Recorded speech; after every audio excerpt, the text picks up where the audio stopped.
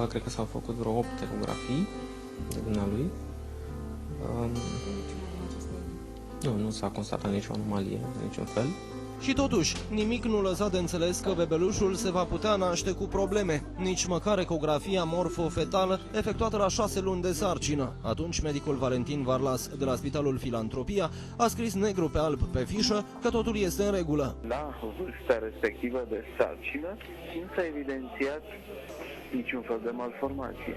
Membrele au fost ciclalizate. Surpriza a venit în schimb la naștere. Nu doar familia a fost surprinsă, ci și medicul Marcel Moisa de la maternitatea Panai Sârbu, unde s-a născut fetița. Medicul spune că anomalia ar fi trebuit observată la ecografia de la 6 luni. Neonatologul maternității le-a spus însă că malformația are o cauză genetică. Am făcut și un test genetic, din care reiese că nu avem asemenea probleme, nici noi, nici părinții noștri. Pentru a afla care a fost cauza anomaliei, părinții au cerut lămuriri mai multor specialiști din Australia și din SUA. Aici, medicii au concluzionat în unanimitate că a fost vorba despre o bandă amniotică înfășurată pe mâna fătului, care a oprit dezvoltarea acesteia și a dus înaintea lunii a 4-a de sarcină la amputare. Dacă acest lucru ar fi fost sesizat la ecografie, fetiței i-ar fi putut fi salvată mâna. Iar se putea interveni chirurgical în timpul sarcinii.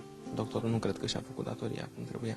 Părinții Ioanei sunt acum hotărâți să sesizeze Colegiul Medicilor și să facă toate demersurile pentru ca medicii vinovați să fie pedepsiți. Alți părinți să nu mai treacă prin ce am trecut noi, să meargă mai bine la 2 specialiști în același timp și cei 2 medici în speță să-și facă treaba mai bine.